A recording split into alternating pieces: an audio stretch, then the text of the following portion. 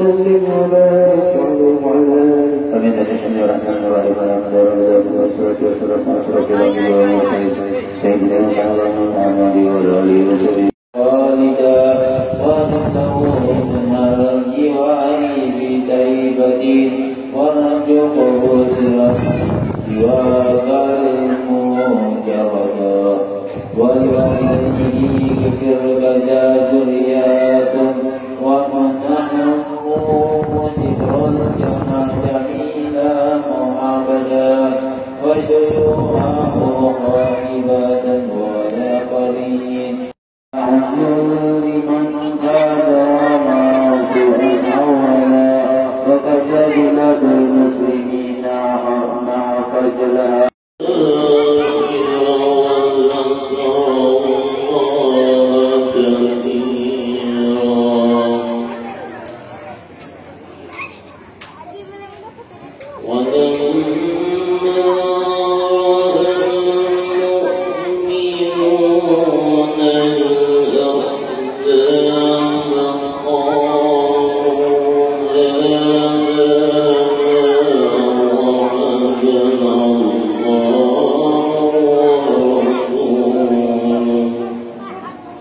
Assalamualaikum warahmatullahi wabarakatuh.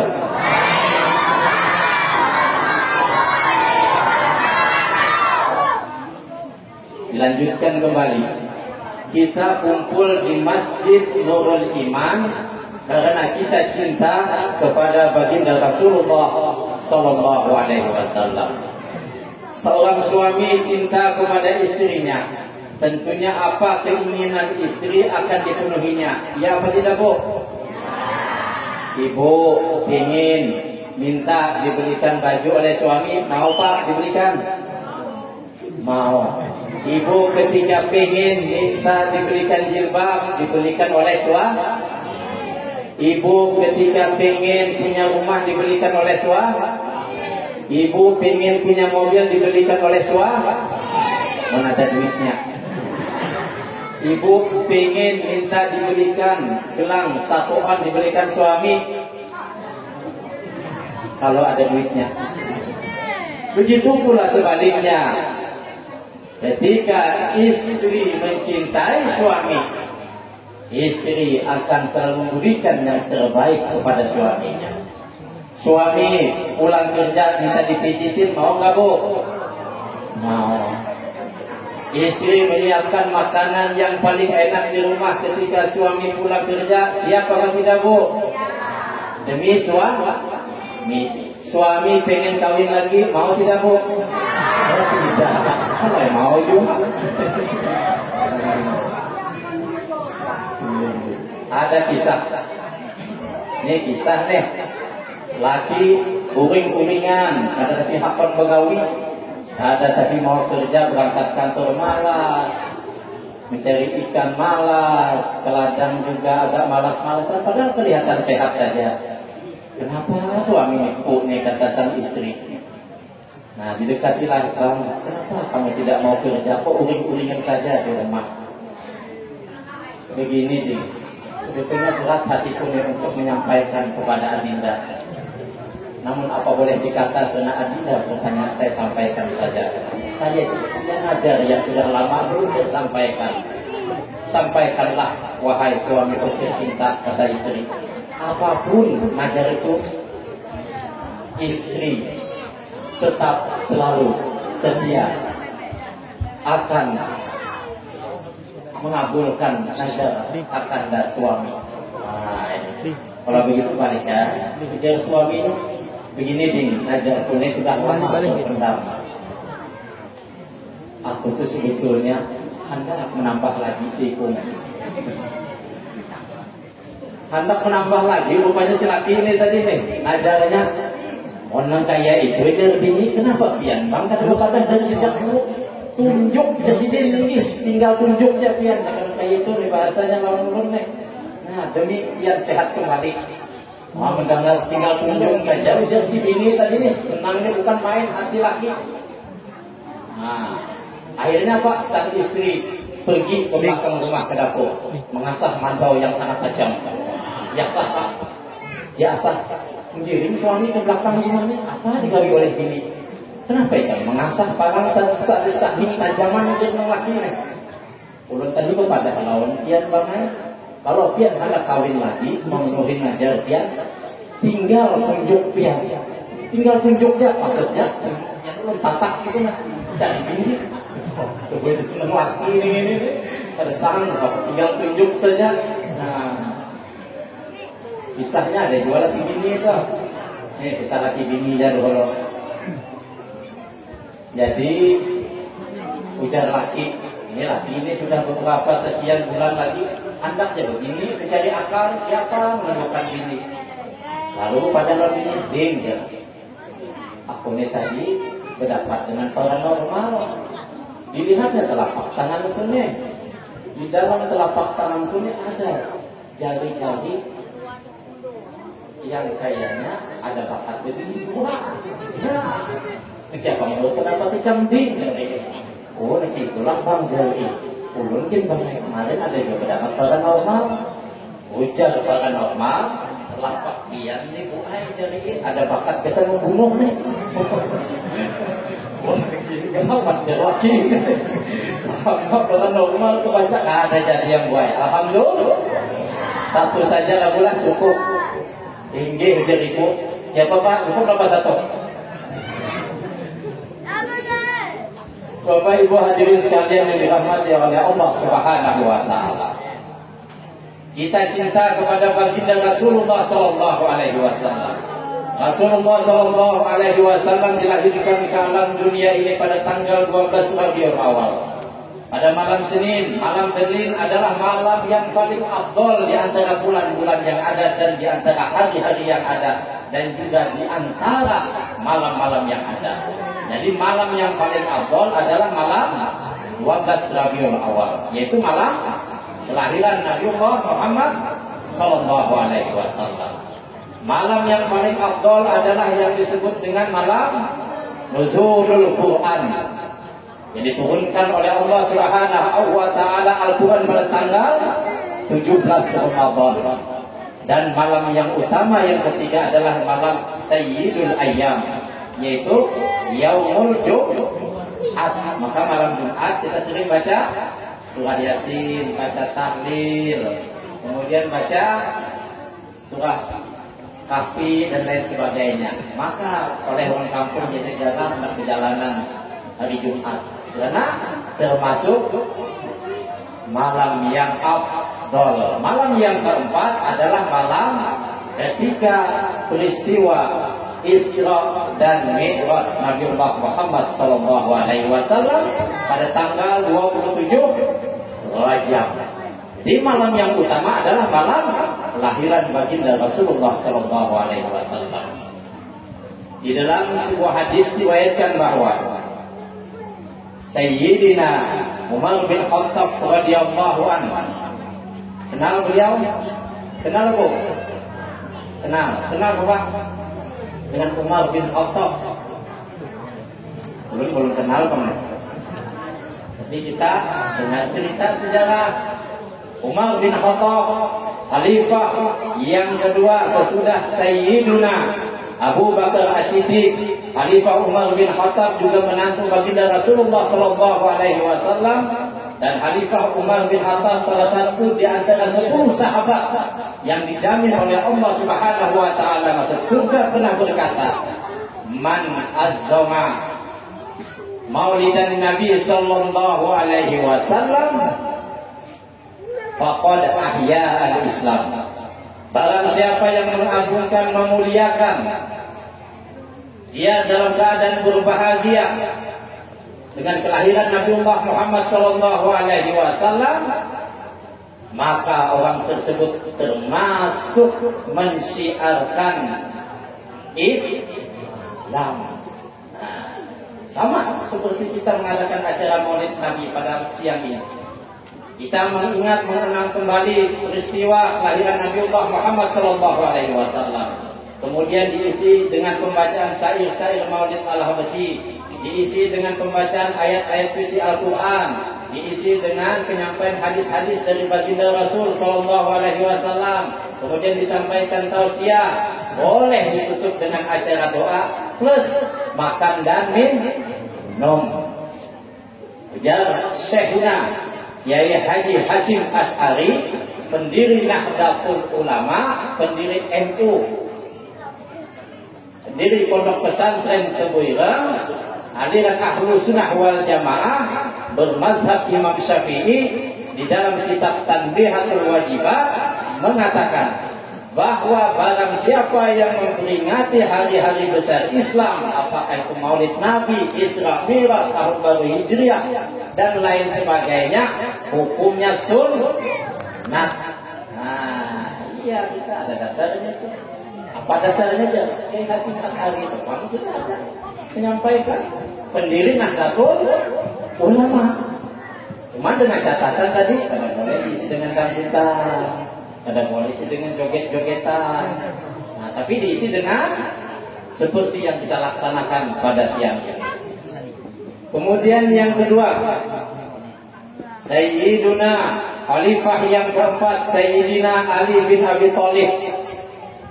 Khalifah yang keempat, termasuk sahabat yang dijamin Allah masuk surga, menantunya Nabi, sepupu sekali dengan Nabi.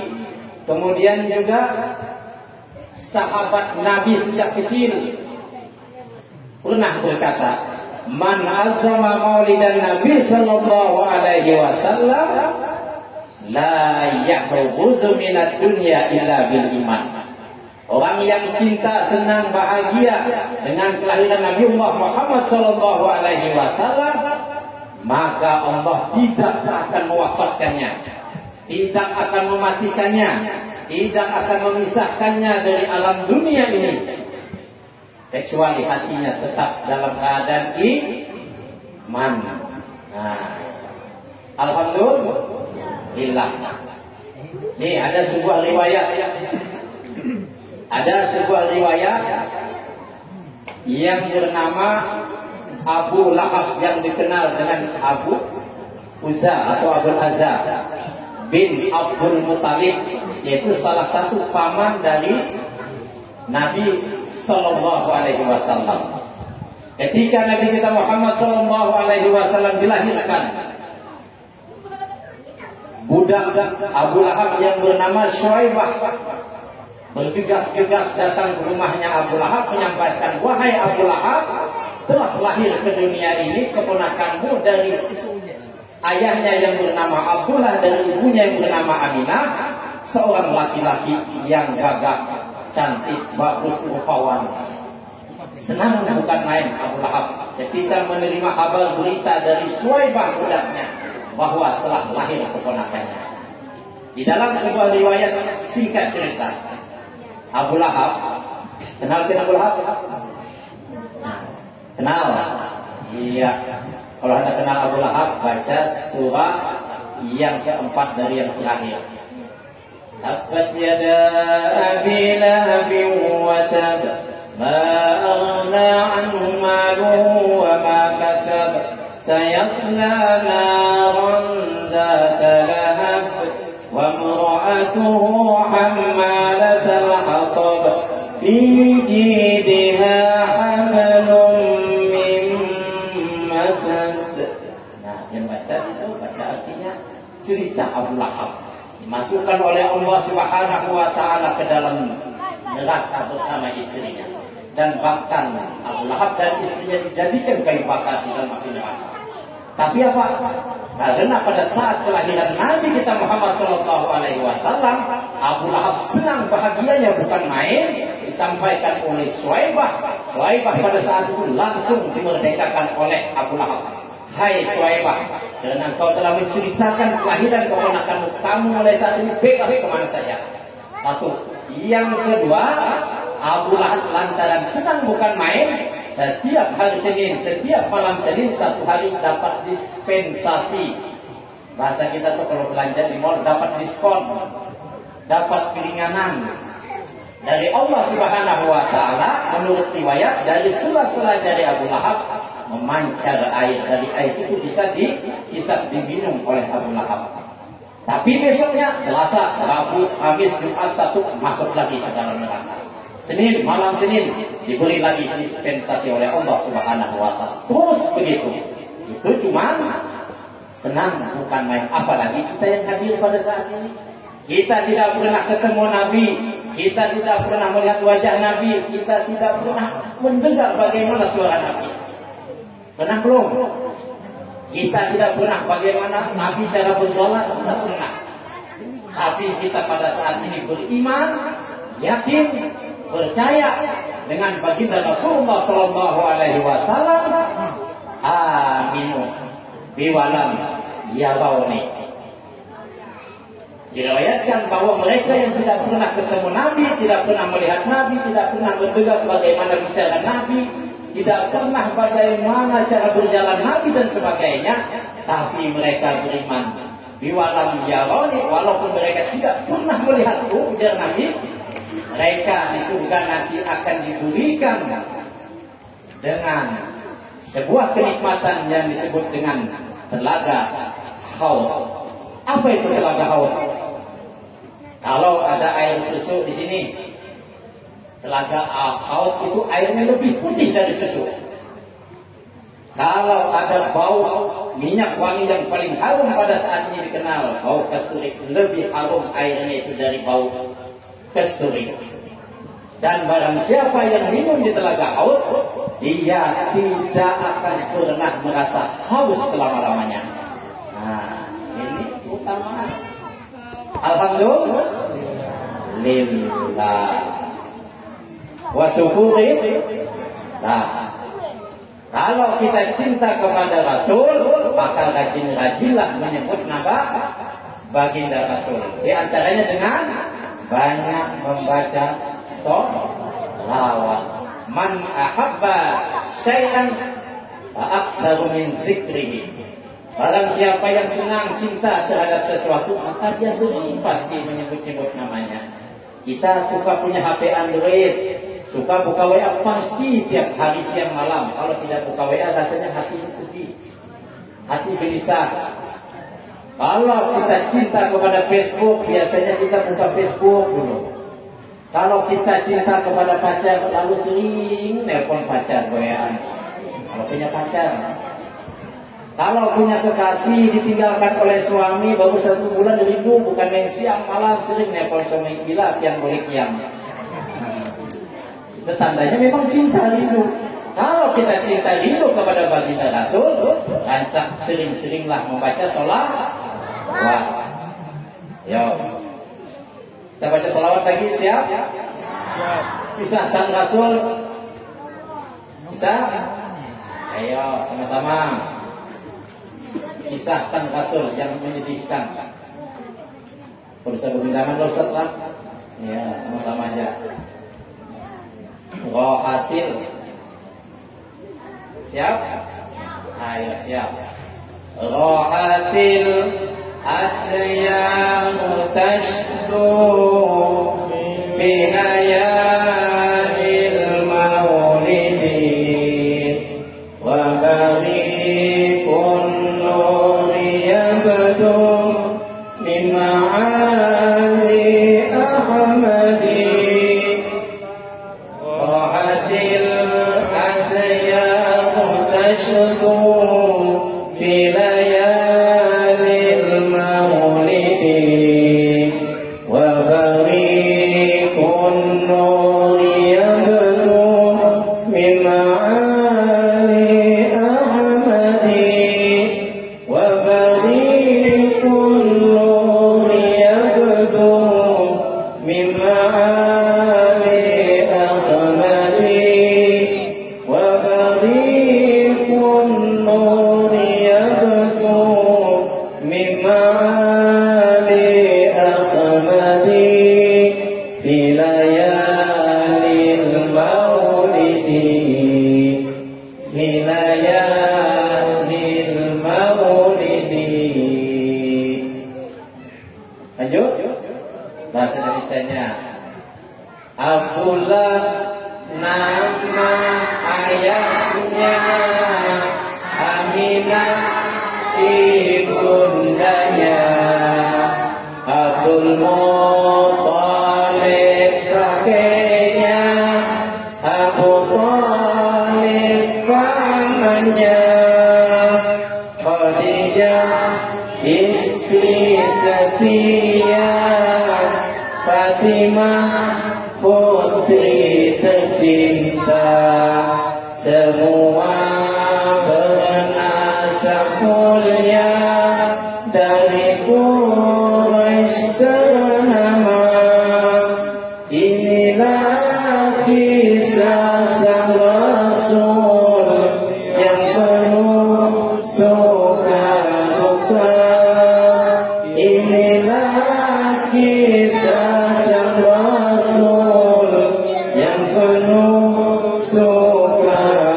duka yang penuh suka duka.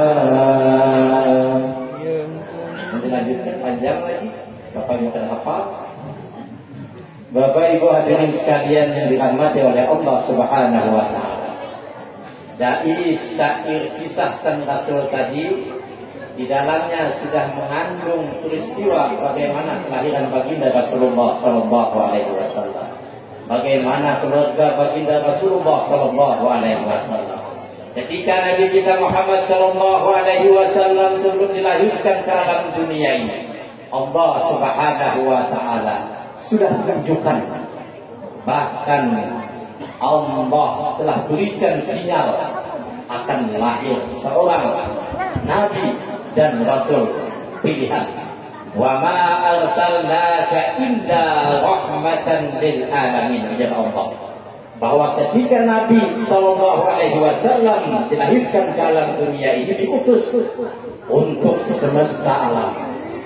Tanda yang pertama, Romawi, Raja Romawi, kenal kerajaan Romawi pada saat itu adalah kerajaan yang sedang jaya-jayanya. Kalau saat ini Amerika lah bahasa. Itu sudah mengalami kemerosotan, kemunduran negaranya. Tandanya apa? Istana Romawi mengalami keruntuhan. Yang kedua, api yang 1000 tahun tidak pernah padam, api itu dipuja, dipuji, menjelang saat kelahiran Nabi kita, api itu padam dengan sendirinya di Persia. Kemudian yang ketiga, Tiongkok yang saat ini dikenal dengan nama Cina, dengan peradaban yang sangat maju, negaranya mengalami kemunduran. Kemudian India, kita dengar di dalam sejarahnya, India mengalami kemajuan dengan berbagai macam kerajaan. Salah satunya peninggalan saat ini adalah Taj Mahal. Nah, India karena memakai paham sekte, ada paham kelas 1, 2, dan 3 juga mengalami kemunduran. Allah Subhanahu wa taala kemudian menunjukkan yang kedua, bahwa akan lahir seorang nabi dan rasul, dan ini di luar akal otak manusia. Raja Abraha yang berasal dari Yaman, itu raja dari Yaman, ingin menghancurkan Ka'bah yang ada di Masjidil Haram dengan pasukannya yang sangat kuat, yang dikenal dengan pasukan bergajah, karena menunggangi gajah mendekati kota Mekah. Apa kata Abdul Muthalib? Abdul Muthalib sebagai itu pemimpin kafir Quraisy, penjaga Baitullah, pemimpin Masjidil Haram. Aku tidak berdaya, tidak punya upaya, tidak punya kekuasaan, tidak punya bala tentara untuk menghadapi tentara Abraha yang sangat kuat. Kalau kau hai Abraha ingin menghancurkan Ka'bah, silahkan. Tapi yang menjaga Ka'bah, yang punya Ka'bah adalah Allah. Nah, jaga Abdul Muthalib.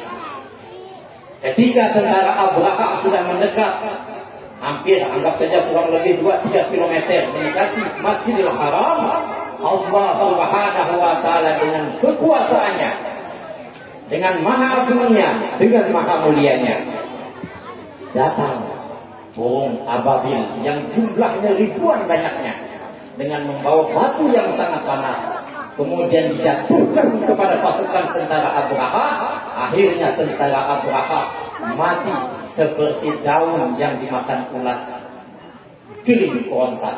Nah, dan kalau ada daun kuning, tentara yang sangat kuat habis semuanya oleh Allah Subhanahu wa taala.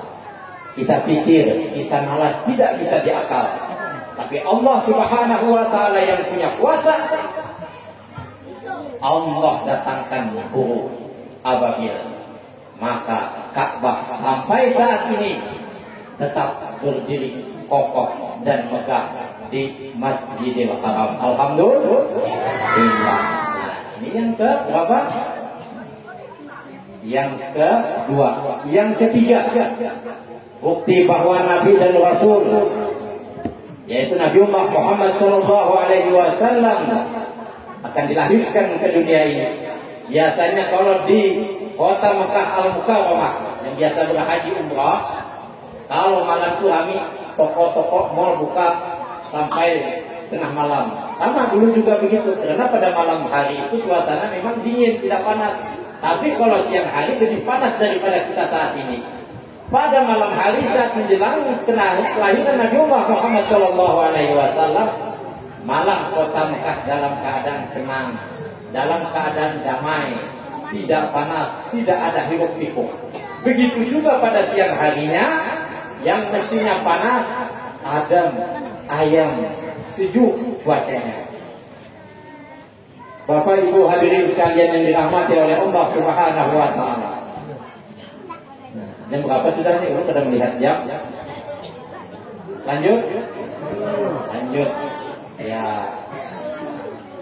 Ini ulun tadi berkisah lawan Ustadznya Guru Iin. Alhamdulillah di Masjid Nurul Iman ada TPA, Taman Pendidikan Al-Quran, ada tempat mengaji. Jadi berbahagia kita Bapak Ibu semua, masyarakat Desa Lukiri, ada tempat untuk belajar mengaji. Ini aset-aset kita. Ini adalah aset ketika kita mendahului mereka nanti di alam barzakh. Mereka mendoakan Bapak Ibu semuanya. Salah satu anak soleh yang utama. Kalau bahasanya itu anak soleh, doanya langsung makbul, diijabah oleh Allah Subhanahu wa taala. Idza mata ibnu Adam in qata'a amalu illa min salasin, shadaqatin jariyatin aw ilmin yuntafa'u bihi aw waladin sholihin yad'una. Apabila anak Adam itu meninggalkan alam dunia, putus amalnya kecuali 3 perkara. Yang pertama ya anak soleh, anak soleha yang selalu tentunya apa? Berdoa kepada Allah Subhanahu wa taala. Ya Allah, ya Rabbana, ya Wahim, lapangkan kubur bapak ibuku, ampuni dosa dan kesalahannya ya Allah. Terimalah amal kebaikan ya Allah, langsung diajabah oleh Allah Subhanahu wa taala. Nah ini anak-anak soleh ya Pak ya. Alhamdulillah nih Pak Kades ya, kita di sini punya TPA, bisa mengaji, bisa membaca Al-Quran. Ini nanti akan jadi penerus kita yang bisa berdiri di sini. Mudah-mudahan nanti ada yang jadi ustaz, ada yang jadi ustaz angkat tangan. Nah, ada yang mau jadi ustaz rajin-rajin ngaji ya. Nah, bisa sholat. Ada yang mau jadi bupati? Oh, enggak ada yang mau jadi bupati. Oh. Ada yang mau jadi camat? Ya, kita semuanya camat calon. Ada yang pengen jadi kades? Ada enggak? Enggak mau juga Pak Kades. Pengen jadi ustaz? Boleh. Pengen jadi bupati? Boleh. Tapi bupati yang bisa ngaji dan bisa sholat. Pengen jadi dokter ada? Boleh ingin jadi dokter. Ketika mau nyuntik baca bismillah dulu. Bismillahirrahmanirrahim. Nah, dokter yang bisa ngaji. Boleh pengen jadi insinyur, boleh. Jadi guru, boleh. Silakan. Tentunya dokter, bupati, camat dan lain sebagainya. Camat yang beriman dan takwa kepada Allah Subhanahu wa taala. Nih, ada ceritanya gimana? Gak pernah jadi imam sholat. Pas di rumah si istri bilang, "Bang, coba Bang, ya sekali-sekali jadi imam sholat di rumah, hendak juga udah jadi makmum." Tinggi bapak jadi anak. Wah, si bapak suami tadi rasa kada nyaman juga. Anak ini hendak nih di imaman sholat di rumah. Ayo ngomong kayak itu, nah belum tadi bisa jadi imam. Usolli apa? Usolli fardhu maghribi. Nah, Allahu Akbar. Baca Al-Fatihah. Bismillahirrahmanirrahim. Alhamdulillahirabbil alamin. Sampai waladhdallin. Selesai. Aman, jadi imam dah. Surah apa nanti baca nih? Jangan paling pendek aja. Lakman panjang tadi tabat tidak ada hafal. Alam Tarokai belum hafal juga. Wal asri. Ingat di wal asri. Wal asri. Innal insana lafi khusri. Kalau kamu kata ada illal ladzina amanu wa amilus solihati wa tawassaw bil haqq wa tawassaw bis sabr. Itu jadi selesai, aman rakaat pertama. Masuk rakaat kedua, baca lagi Al-Fatihah. Waladhdallin. surah pendeknya sambil ingat aja nih. Oh ingat surah Al-Kautsar. Nah ada ingatnya. Inna. Timbul hilang ingatan. Inna 2 kali sudah. Bingung sendiri hati sudah mulai gelisah. Inna 3 kali. Anak negara bunyi juga di belakang. Lalu dia bini, inna terus dalam hati lebih lagi masak di rumah. Digoreng segala iwak dan lainnya. Dia bini, inna lillahi wa inna ilaihi raji'un.